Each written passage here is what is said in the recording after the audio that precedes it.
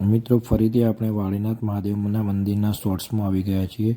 આગળના વિડીયોમાં જે રીતે તમે જોયું તે રીતે મંદિરના બહારના પ્રાંગણનો ભાગ મેં તે રીતે બતાવ્યો અને અહીંયા તમે જે આ શોર્ટ્સની અંદર જોઈ રહ્યા છો તે મંદિરનો જે ગર્ભગૃહ છે તેની એક્ઝેક્ટ બહારનો ભાગ છે।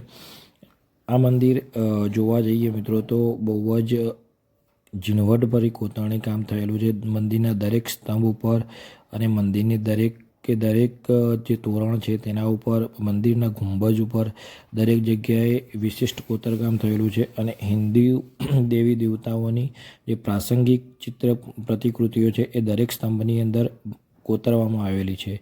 બીજું તમે જોઈ જ રહ્યા છો કે દરેક જે સ્તંભ છે તેના તમે જોશો તો નીચે સિલ્વર કલરની જે LED લાઇટ્સ મૂકવામાં આવી છે, એટલે કે તમે સાંજના સમયે જો મંદિરમાં જશો તો આની તમે જે પ્રતિકૃતિ નિહાળશો તેનાથી તમારું હૃદય બહુ જ પાવન થઈ જશે, કેમ કે સાંજના સમયે આખું મંદિર જે LED લાઇટ્સની અંદર જે ઝગમગી ઉઠે છે તે બહુ જ ભવ્ય અને દિવ્ય લાગે છે।